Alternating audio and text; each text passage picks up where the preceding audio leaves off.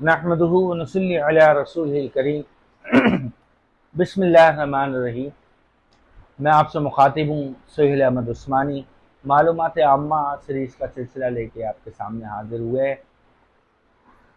سوال ہے کہ طالوت بادشاہ کس نبی کے زمانے میں ہوا اور اس سے جو غلطی ہوئی اس کی توبہ اس نے کس طرح کی؟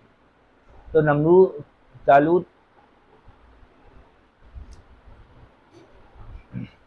نمرود بادشاہ جو ہے وہ حضرت ابراہیم علیہ السلام کے زمانے میں ہوا، اور نمرود نے 400 سال تک حکومت کی، اور 400 سال تک مچھر اس کی ناک کے نتھنے میں گھسا رہا۔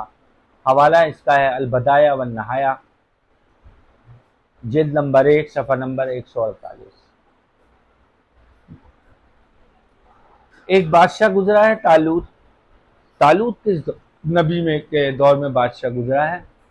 یہ تو میں نے آپ سے ذکر کیا نمرود بادشاہ کا جو ابراہیم علیہ السلام کے دور میں گزرا۔ ایک طالوت بادشاہ گزرا ہے، یہ کس نبی کے دور میں ہوا اور اس سے جو غلطی ہوئی اس کا مدافع کیسے ہوا، اس کی توبہ کس طرح قبول ہوئی؟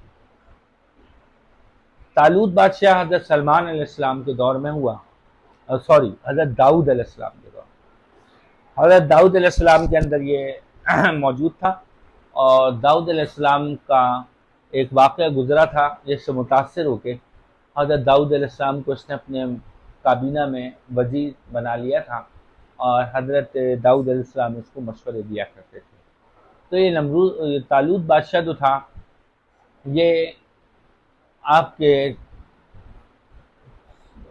ایک زمانے میں کچھ ایسے واقعات ہوئے کہ یہ طالوت بادشاہ کو حضرت داؤد علیہ السلام سے حسد پیدا ہو گیا، اور حضرت داؤد علیہ السلام کی قابلیت کی وجہ سے، ان کی سمجھ اور صلاحیت کی وجہ سے اس میں جو حسد پیدا ہوا، تو یہ قتل کرنا چاہتا تھا حضرت داؤد علیہ السلام کو۔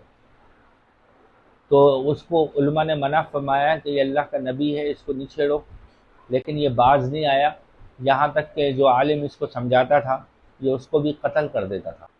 پھر اس کے بعد اس نے بڑی کوشش کی قتل کرنے کی، لیکن یہ کامیاب نہیں ہو سکا، جس کی وجہ سے یہ سمجھ گیا کہ یہ اللہ کی مدد ہے ان کے ساتھ، اور یہ واقعی اللہ کا نبی ہے۔ تو اس نے اتنے لوگ قتل کیے تھے، تو اس کو جب احساس ہوا تو اس نے بڑی توبہ اللہ کی، لیکن اس کو معافی نہیں ملتی تھی۔ تو اس کو ایک بہت نیک عابد و زاہد عورت کا پتہ چلا۔ کسی نے کہا اس عورت کے پاس جاؤ، وہ بڑی نیک اور عابد اور زاہد عورت ہے۔ تو یہ اس کو ڈھونڈتا ہوا اس عورت کے پاس پہنچا۔ اس عورت سے اس نے کہا میں سچی توبہ کرنا چاہتا ہوں، مجھ سے بہت بڑی غلطی ہوئی۔ تو وہ عورت حضرت یوشع علیہ السلام کی قبر پر اس کو لے کے گئی۔ حضرت یوشع علیہ السلام حضرت موسیٰ علیہ السلام کے صحابی تھے جلیل القدر، جو حضرت موسیٰ علیہ السلام کے بعد آپ کے جانشین ہوئے تھے، اور حضرت ان کو نبوت بھی ملی حضرت یوشع علیہ السلام کو۔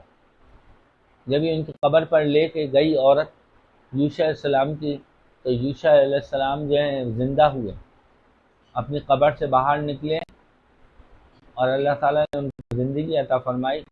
اور تو یوشع علیہ السلام نے اس طالوت بادشاہ سے کہا کہ تو جو ہے معافی کا خالی ایک راستہ ہے کہ تو جو ہے اللہ کے راستے میں جہاد کر اور کفار سے لڑ۔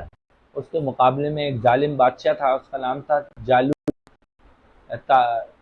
طالوت کے مقابلے میں، اور وہ بہت ہی مشرک بادشاہ تھا۔ تو حضرت یوشع علیہ السلام نے کہا تو اس سے جہاد کر اور اللہ کے راستے میں شہید ہو جا، تو اس وجہ سے تیری بخشش ہو سکتی ہے اور تیری توبہ قبول ہو سکتی ہے۔ اور یہ کہہ کے یوشع علیہ السلام اپنی قبر میں واپس چلے گئے۔ وآخر دعوانا ان الحمد للہ رب العالمین۔